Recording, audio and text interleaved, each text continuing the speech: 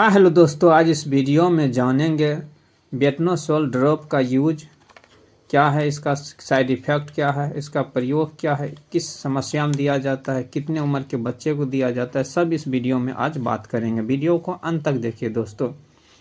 अगर हम बात कर रहे थे बेटनोसोल के बारे में, तो बेटनोसोल ओरल फॉर्म यानी ड्रॉप में और टैबलेट दोनों फॉर्म में बनाया जाता है। एडल्ट के लिए टैबलेट फॉर्म में बनाया जाता है और छोटे बच्चे के लिए यह ड्रॉप फॉर्म में बनाया जाता है। हम जो बात कर रहे हैं बेटनोसोल ड्रॉप के बारे में, अगर इनकी हम पैकेजिंग के बारे में बात करें, 15 ml के पैकेजिंग में आते हैं। अगर इनकी हम कंपोजिशन के बारे में बात करें तो इसमें बेटामेथासोन 0.5 mg इसमें 15 ml के कंटेंट में मिलाया हुआ है। अगर हम इनके कंपनी के बारे में बात करें, बेटनोसोल को कौन सा कंपनी बनाती थी, इनको Glaxo Smith clean pharmaceuticals company बनाती है।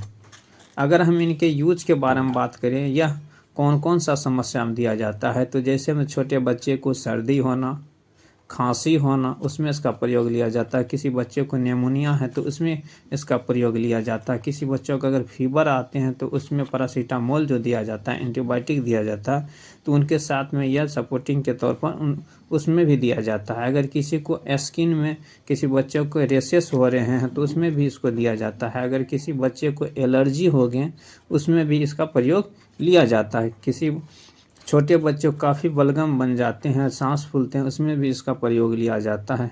लंग्स में अगर छोटे बच्चे को इन्फेक्शन है उसमें इसका प्रयोग लिया जाता है। डर्मेटाइटिस हो गया उसमें इसका प्रयोग लिया जाता है। चर्म रोग है उसमें इसका प्रयोग लिया जाता है।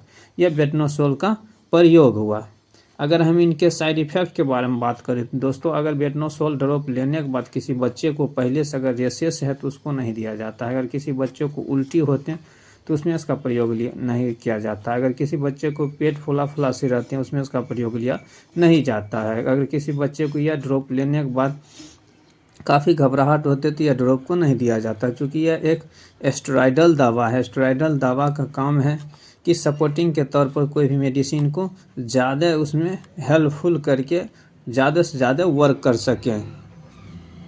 अगर हम इनके इंटरेक्शन के बारे में बात करें, किस दवाई के साथ ज़्यादा बेटनोसोल इंटरेक्शन करते हैं, तो यह रिफाम्पिसिन टैबलेट के साथ यह इंटरेक्शन करते हैं। क्लोट्रोमाजोल टैबलेट के साथ यह ज़्यादा इंटरेक्शन करते हैं। गिल्मीप्राइड टैबलेट के साथ यह इंटरेक्शन करते हैं। कभी कभी एजिथ्रोमाइसिन टैबलेट या ड्रॉप के साथ भी यह इंटरेक्शन करते हैं। और भी सारे दवा है उसके साथ इंटरेक्शन करते हैं। आप अपने डॉक्टर से बेहतर हुआ कि मशवरा लेकर ही बेटनोसोल को इस्तेमाल करें। अगर हम इनके कॉन्ट्रा इंडिकेशन के बारे में बात करें, किसको यह मेडिसिन नहीं देना चाहिए। अगर किसी को लीवर की समस्या है पहले से कोई बच्चा को, तो उसको यह मेडिसिन नहीं देना चाहिए। किसी को अगर पहले से एलर्जी है तो यह बच्चे को नहीं देना चाहिए। किसी को बच्चे को टीबी की समस्या है, टीबी बीमारी है, तो उसको यह नहीं देना चाहिए। यह सब इसका बात करें इनके डोज के बारे में, यह अगर छोटे बच्चे को, अगर आपका बच्चा 5 से 6 मंथ का है तो आप इनको दिन में 2 बार 5 से 7 ड्रॉप आप दे सकते हैं। बेहतर होगा कि आप अपने डॉक्टर से एक बार इनके बारे में पूरी जानकारी लेकर ही आप यह मेडिसिन को स्टार्ट करिए। यह एक स्टेरॉयडल दवा है, आपको साइड इफ़ेक्ट कर सकते हैं ज़्यादा से ज़्यादा। तो दोस्तों, उम्मीद करते हैं बेटनोसोल ओरल के बारे में आपको हेल्पफुल लगा होगा, पूरी जानकारी मिल गया होगा बेटनोसोल का प्रयोग किस बीमारी में किया जाता है। अगर वीडियो अच्छा लगे तो लाइक शेयर तथा सब्सक्राइब कर दीजिएगा। ऐसा ही इंटरेस्टिंग वीडियो लेकर फिर आएंगे, तब तक के लिए जय हिंद।